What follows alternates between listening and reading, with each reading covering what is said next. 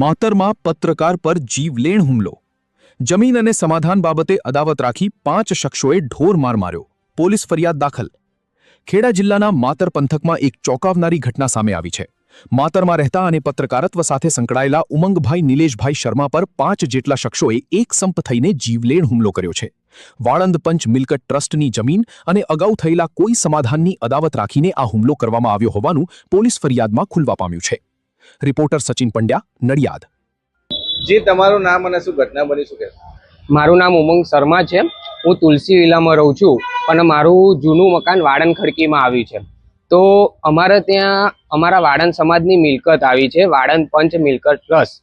આ મિલકત અમારા ગયડાઓની છે. તો જે અત્યારે રબારીનો કબજો હતો, તો અમે પહેલાં 3 મહિના પહેલાં સમાધાન એ રીતે કર્યું હતું કે જ્યારે અમારી જમીનની માપણી કરવાની હતી ને, એટલે અમે પોલીસ પટોશન માંગ્યું હતું SP ઓફિસમાં. એટલે અમને બેવને નિવેદન માટે અહીં બોલાવ્યા હતા. જ્યારે નિવેદન માટે બોલાવ્યા હતા ને, ત્યારે અમારે એવી રીતે સમાધાન થયું હતું કે આપણે આ બધું કશું કરવું નથી. એટલે આપણે 300 રૂપિયાના સ્ટેમ્પ ઉપર લખાણ એ લોકોએ આપ્યું હતું અમને કે ભાઈ કે આપણે તમને રાજી ખુશીથી 6 મહિનામાં અમે તમને જગ્યા પાછી આપી દઈશું.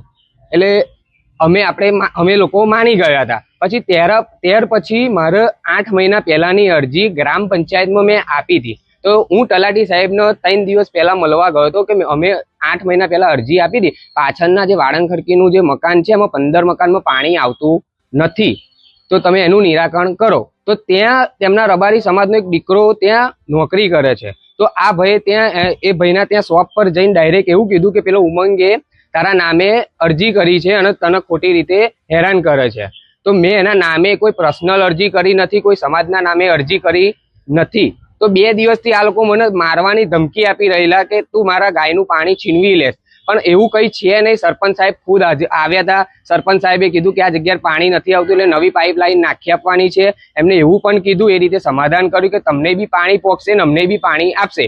એ વાત પછી એના પછી કાલે મને કઈ રાત્રે 10:30 વાગે હું ઘરે હતો ને મારી પર ફોન આવ્યા જયેશભાઈ રબારીનો. તે જયેશભાઈ રબારી એવું કીધું કે તમે ત્યાં આવો મળવા. તો મેં કીધું શું થયું એ તો કહો. તો કે ના, કંઈ નોર્મલ વાત છે. તો મેં કીધું સારું, ચલો હું આવું છું. તો હું ત્યાં મળવા ગયો, મારા પપ્પાને લઈને, અમારા ફરિયાના બીજા 4-5 છોકરાઓને લઈને ત્યાં મળવા ગયો. તો ત્યાં મળવા ગયો તો એ લોકો જયેશભાઈ અને એમના સાથે 50 થી 40 જણના છોકરાઓ નેડાના બધા ત્યાં ઊભા રહેલા. મને પૂછ્યું કે તું અમારા રબારી સમાજ વિશે આવું કેમ ખોટું બોલે છે, કે અમે તને જમીન આલી દેવાનું કીધું છે, તો તું એવું કેમ કહેશ કે તું જમીન નથી આલતા આ લોકો. તો મેં કીધું એ પહેલાની વાત છે, તમને આ દુઃખ થયું હોય તો હું માફી માંગવા તૈયાર છું. ને તમને એવું લાગતું હોય કે આડો અવરો શબ્દ હું બોલ્યો હોય તો તમે કહેશો એ હું કરવા તૈયાર છું. તો કે તું નાનો છોકરો ઓછો છું કે તને માફ કરી દેવાનો, એમ કરીને મને અમારા ફરિયાના છોકરાઓ અમારી બાજુ મને ખેંચી ગયા. એટલે ખેંચી ગયા એના પછી આ લોકો હુવાપો કરતા કરતા અમારા ફરિયામાં આવીને મને અહીંયા પાછળથી પકડીને અહીંયા મારવાનું ચાલુ કર્યું. અહીંથી ગુમચા માર્યા, અહીં હાથમાં કેટ કરી છે, વાગ્યું, અહીંયા પગ મચડાઈ ગયેલું મારો, અને મને અહીંયા માર્યું છે. અને જેટલા છોડાવવા પડે એમને પેટમાં ગુમચા માર્યા, માથામાં ગુમચીઓ મારી છે.